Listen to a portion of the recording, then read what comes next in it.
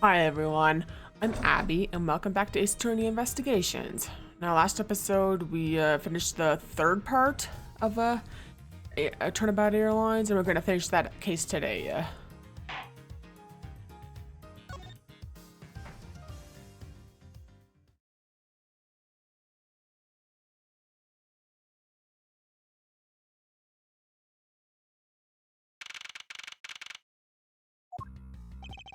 Miss Mealy.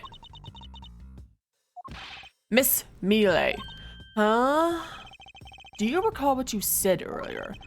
But when you answered some service calls as we were departing from Zhangfa? Huh?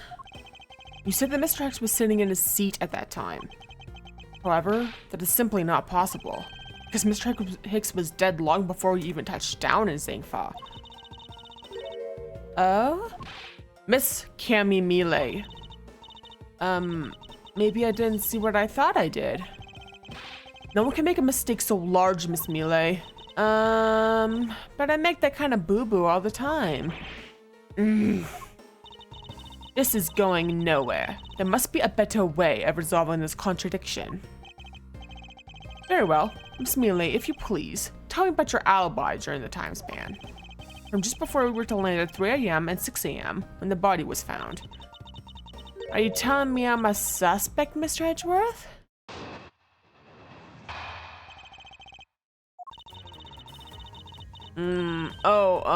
Yeah. From 3 to 4 was, in the flight attendant's room all by my lonesome self. Yeah.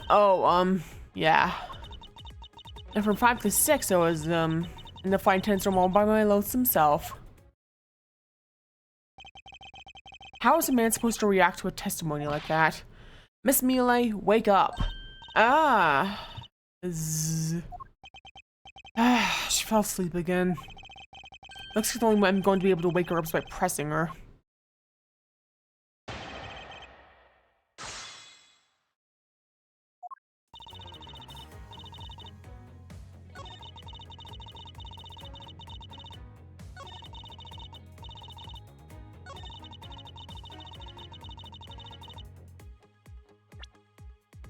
Okay.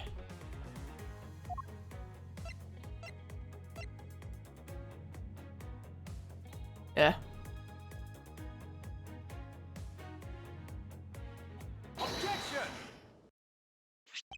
I wonder if you would be so kind as to take a look at this receipt, Miss Mealy.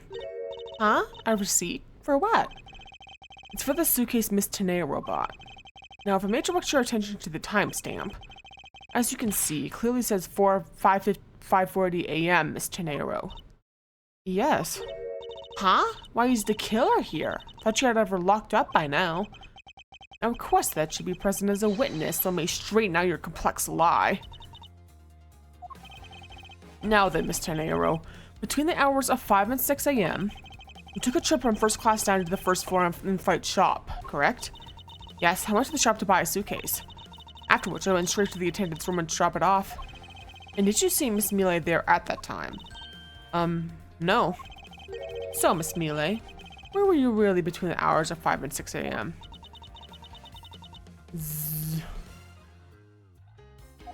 Miss Cammy Mealy. Huh? The bathroom?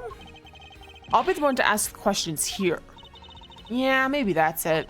I probably just missed her. Answer calls, you know. Do you take me for a fool? It's a little too convenient to be true. But it's the truth. Cross my heart.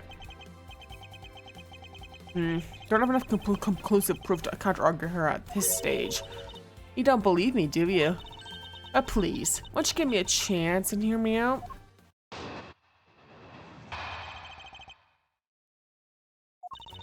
Look, I know you're suspecting me because I'm one of the crew, but you'd think that maybe you should also suspect Miss Rhoda too.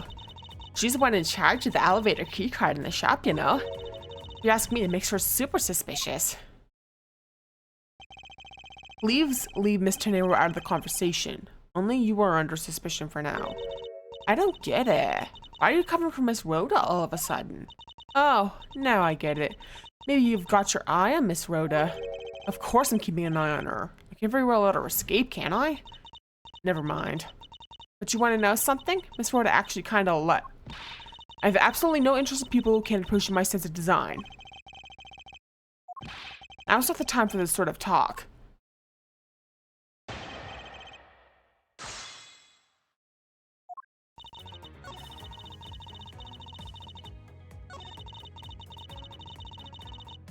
Hold it. And what are you in charge of, Miss Mealy? I take care of the attendance room. It doesn't count. Aw, but I spent so much time in there, it might as well be my responsibility. Mr. Edgeworth Cammy is very talented in languages, though she assists passengers who may not speak English. Especially those who speak Briginian. She's the only one on this flight who is fluent. Oh, you meant that kind of what I am in charge of. Why'd you just say so in the first place? What else could I have meant? Yeah, so I'm really good at Briginian. She's fluent in Briginian. And I suppose you're in charge of processing documents in Briginian? Yeah, I take care of anything that has to do with Briginian. Very interesting. If you ask me, that makes her super suspicious. All I'm in charge of are the attendance room and some Briginian stuff. Yeah. We know what that means, don't we? It's in Briginian, so she could have faked it, yeah.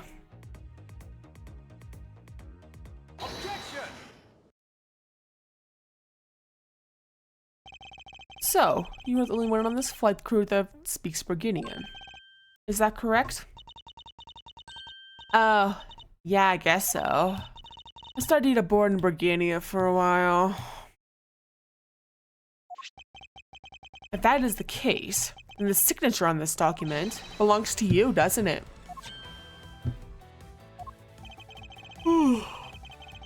This is a falsified piece of documentation with only one purpose: to lead anyone who read it to believe that Mr. LeBlanc's statue was loaded in Europe. The only person who could have either prepared or processed this document in Briginian is you, Miss Mealy. Without your participation, the smuggling in the ALF raid could not have occurred. Don't sleep while I'm pointing my finger at you. Oh, I wouldn't dream of falling asleep on you, Mr. Edgeworth. It is exactly as you say. Are you confessing to ever participated in this smuggling? No, far from it. It's true that I was the one who signed off on that document, but you can't use that fact alone to make your allegation of smuggling stick. There's no direct correlation, after all. All you have is my signature on a piece of paper. Really? All you did was sign it? I neglected to check if the cargo had been loaded onto the plane properly. So, sorry about that. Seems she's finally woken up. It's going to be one tough fight. Suppose, and this is just supposition, even if I was involved in the smuggling, you can't throw the charge of murder on me just like that. Objection! If you were involved in the smuggling, you would have a strong motive to kill. Agent Higgs was in the middle of an investigation regarding a smuggling ring, and just when he was about to close in, he was killed by a member of that ring. Well, did you ever stop to think that maybe Rhoda is a smuggling ring member? After all, unlike me, Rhoda has access to many things on this plane for work purposes. So perhaps there was some element of a setup at play in this case. What are you talking about? Don't worry, I wasn't talking about you. I meant the killer. First, it was myself, and now Miss Tenero was under the microscope. It seems to me that our killer is going to great lengths to pin this crime on anyone they can. You have no proof that Rhoda is being set up or that she isn't. Actually, I believe that she was indeed the intended target from the very beginning. I believe that the plan was to push all of the blame for the crime onto her, and this evidence will prove my suspicions. This proves that the killer was out to frame Miss Tenero from the very beginning.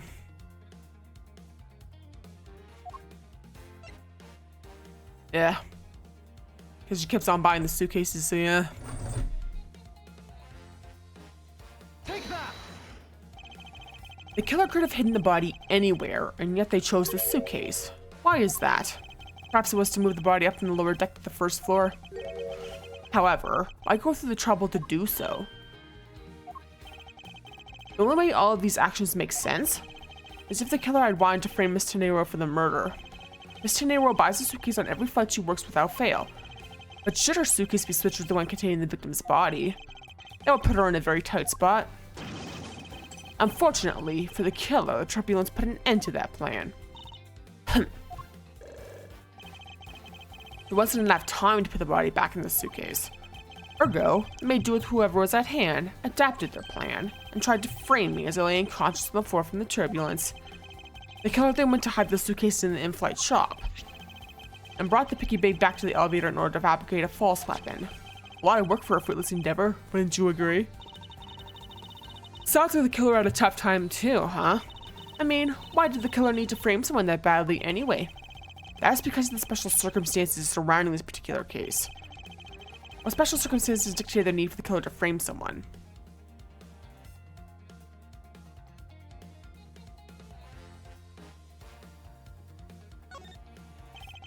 The special circumstance is simply the murder took place on a plane mid-flight. No matter which country, customs is quite strict in this day and age. So no matter what you do, the chances the body will be found is very high. Therefore, there was no choice but to frame either Miss Tenero or myself. In other words, the only one who fits within the boundary of the country criminal's mode of movement is not Miss Tenero or myself, but you, Miss Cammy Melee. Only you and you alone could be the killer. Yawn. And? Are you done already? I was about to fall asleep again. Anyway, let's be honest here. You don't have anything on me other than a whole lot of circumstantial evidence.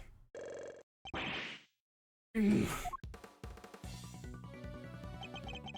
can see the outline of how the murder occurred, but I have no definitive evidence. And isn't there a piece of evidence that's still unaccounted for? So this look how might fit into the big picture. Take that!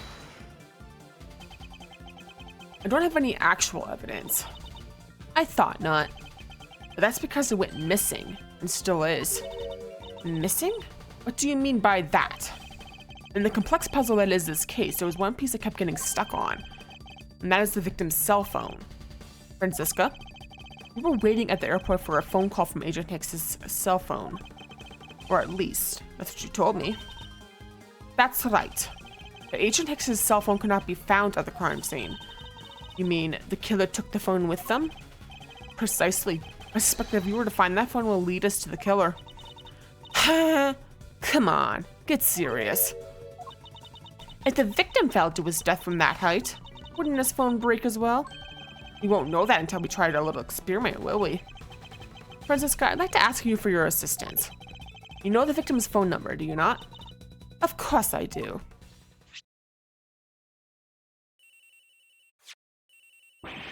Agent Hicks's phone! It's ringing from somewhere, sir. I hear, Detective. Now where is it coming from?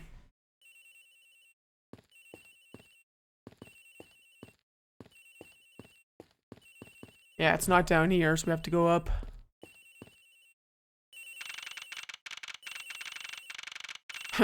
Taking a while to not stop ringing, isn't it?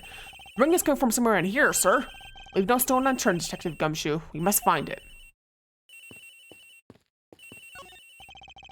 The ringing is coming from somewhere around here. It's not here, sir.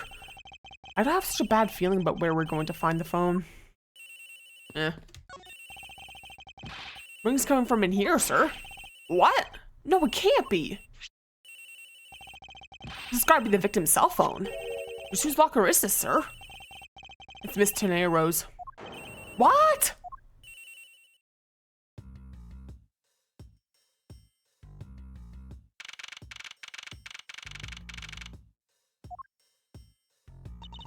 So, Mr. Edgeworth, how did it go? Where did you find the phone? I found it in the flight attendant's room, in Miss Tenero's locker. What? But, Rhoda Tenero, I don't know anything about the phone. It wasn't me. It wasn't me. Miss Fun Karma, is it? I suggest you arrest Miss Rhoda Tenero right away. Wait, I have a theory. This is related to the incident with the keycard. When the killer went to steal the keycard, they conveniently stashed the cell phone in Mr. Nero's locker at the same time. This is related to the keycard, alright?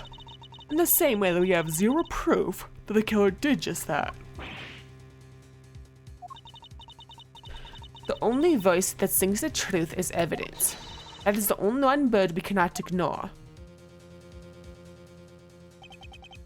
should I do? Franziska's right. I can't offer baseless conjectures at this point. Alright then. Why did the culprit take the cell phone from Agent Hicks? Must have something very incriminating on or in it. Hold it! What now, Miles Edgeworth? It's not over yet. You've yet to figure out why the killer took the phone. What? Inside this phone lies the final piece of incriminating evidence that will point us to our killer. We need to examine this phone in more detail.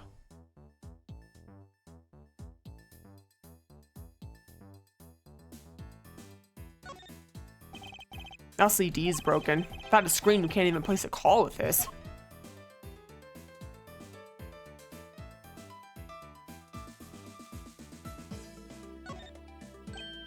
Ah, it's a camera lens. Come to think of it, I wonder, how exactly was Agent Hicks planning to preserve the crime scene of the smuggling? Franziska, I need you to confirm something. This cell phone, can it take pictures? Mr. Edgeworth, I can't believe you don't know about this kind of basic stuff, sir. This looks like a very similar model to my own, and mine can take photos just fine. Do you think Agent Hicks could have taken some pictures with this? In particular, pictures as evidence for a smuggling case? If so, I see there might be some very inconvenient photos in here for a killer smuggler. The phone's all busted up, sir. Even a super prosecutor can't repair a broken phone. Ugh, find a way, don't you worry about that. Yawn. May I go back to sleep now? Objection! LCD screens on the inside and outside are broken, that's for sure. But that's also reason enough to believe that the killer wasn't able to erase the data. What? What do you mean by that, Franziska? It looks like our killer is very familiar with electronics. His phone still rang when I called it, meaning that only the LCD screens are broken. It's possible the photos are still there inside, waiting to be accessed. All we need to do is transfer the data to my phone. Franziska, your phone if you please. Very well. It's transferring. Alright, displaying it now. This is... Agent Hicks is most certainly trying to obtain some evidence for the smuggling case. Hey, they left Fred's nowhere in this pic, sir. But this has no meaning as a piece of evidence in this murder case, right? Ouch, she's right. There's not much we can find out from this Agent Hicks's killer, sir. Is this it? Is this the end? Is there really nothing in this photo that we can use?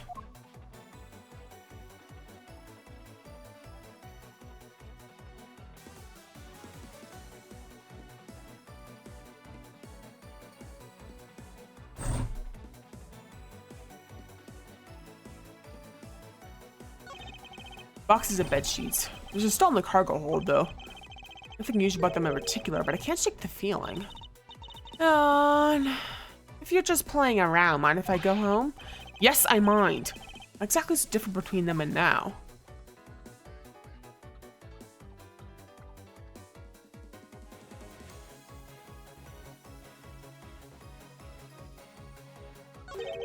What's all this?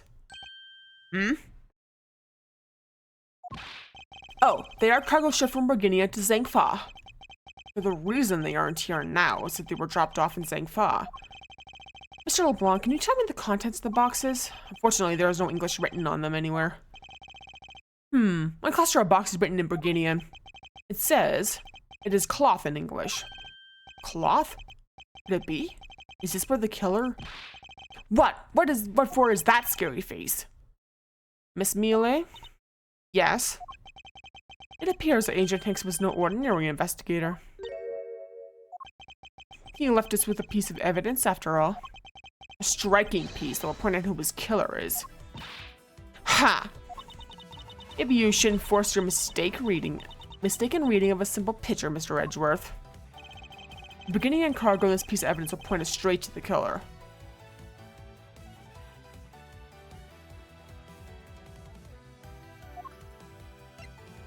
Yeah.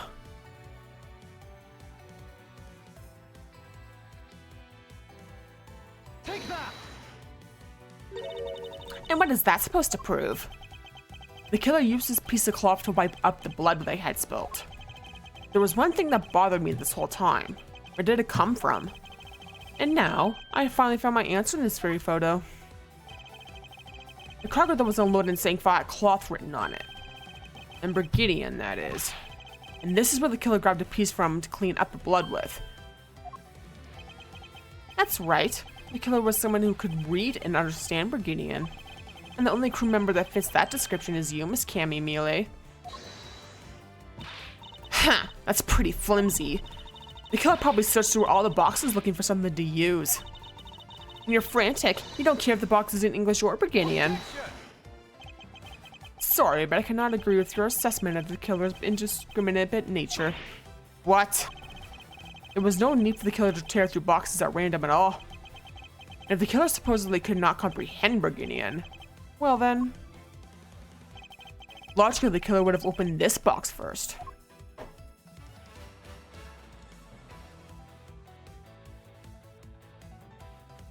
Take that! Hey, it says Betsy's in English right on the box, sir. Precisely. And Betsy's would be perfect for cleaning up blood, wouldn't you say? So what are you trying to say? That if I were the criminal, this box of Betsy's would have been what I would have spotted first.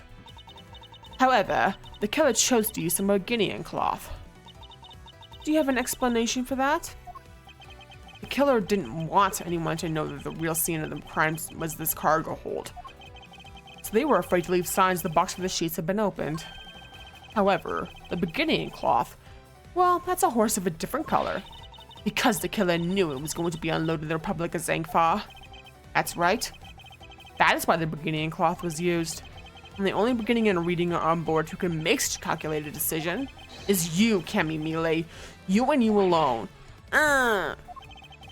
It'll be very easy for us to confirm where any of the boxes were resealed. All we have to do is contact the Zangfa authorities in time. We may even find other evidence to incriminate our killer within those boxes. Grrr. So what do you say, Miss Mealy? Why not confess to your crime here and now? But you'd rather wait and see what we find out from our investigation in Zangfa.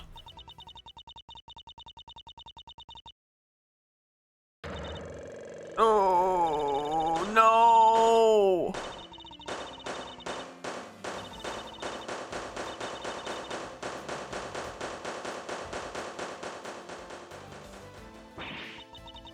He was Interpol. I couldn't stop it. I brought him here. He started taking pictures. I couldn't be found out. I was scared. I was in trouble.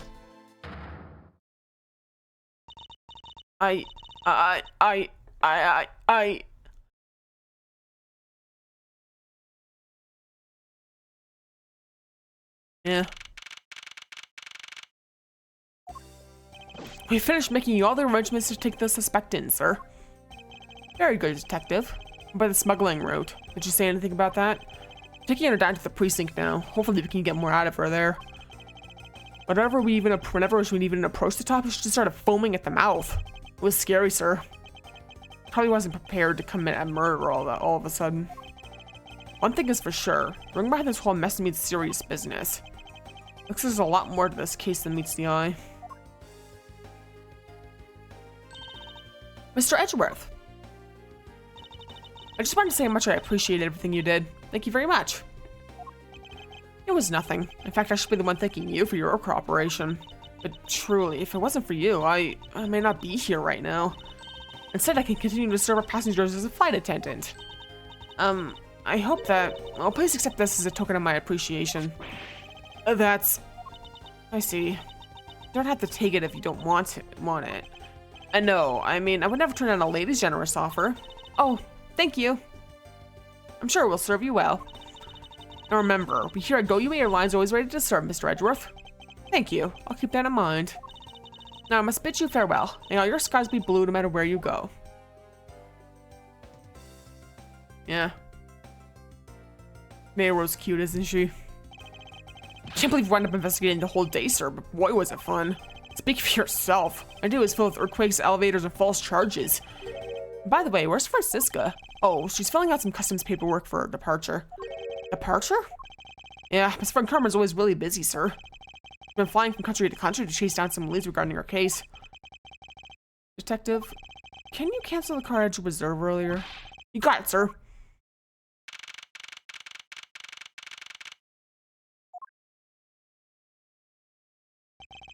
Franziska? I thought I told you when you first landed. I have no time for idle chatter. I have no intention of wasting your time, however. It has been a while since we last met. I also have no time for such familiar reminiscences. Just who do you think I am? You are Franziska von Karma, a very proud prosecutor deserving of much respect. Until only a little while ago, I was but a wretched mutt who was always losing to you. A dancing Pierrette, living her life on the name and fame of her invincible father built. True, your father, Manfred von Karma, didn't lose a single case for 40 years as a prosecutor. However, I wouldn't say he was invincible. What are you talking about? The group I'm on the trail of is a little more troublesome than most. The smuggling route we found this time was only one sliver of the big picture. Sounds like a dangerous assignment. You really don't have to worry. I can take care of myself. Yes, I suppose you can. Plus, there was another agent on this case with me. Oh, another agent?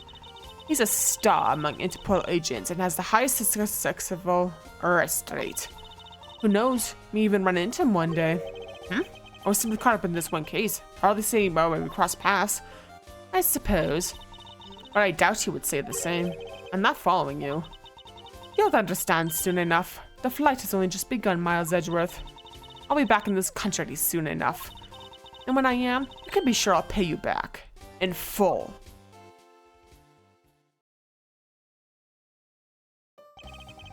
And just like that, she's gone, huh, sir? Thank goodness, I can finally rest easy knowing I won't have to watch out for a whip. Detective Gumshoe, I want to thank you for all your help and cooperation. It was nothing, sir. I was just happy to be able to work with you again. I think I'm gonna celebrate by adding a little extra salt to my instant noodles tonight. Just how much did you cut his salary by, Franziska? Like you're wanting to talk? Detective, I was wondering if you might give me a ride down to the prosecutor's office. Sure thing, sir. We'll fly down the road in a patrol car if you want. Don't make me remind you, Detective. Safety first. Thus I saw the first case upon my arrival home.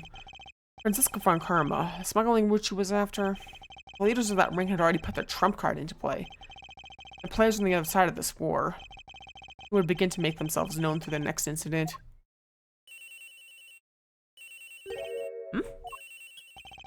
Edgeworth speaking. Finally. I called who knows how many times earlier, but I couldn't get through. And you are? Have you forgotten my voice, Miles, my boy? Mr. Amano? Ernest Amano, correct? So you do remember me. I know it's rather sudden, but I can't ask this of anyone else. There's been an incident, Miles. My son. He's been kidnapped. Yeah. That'll be the next case. So yeah. Next case is a bit more complicated than this one, longer than this one was. So yeah, thanks for watching. Feel free to like and comment and subscribe and check out my Twitch and Ko-Fi Twitter/X. And again, next episode we'll be starting the third case. The Kidnap Turnabout, I think is what it's called. Yeah, so hope you're looking forward to that. Peace off.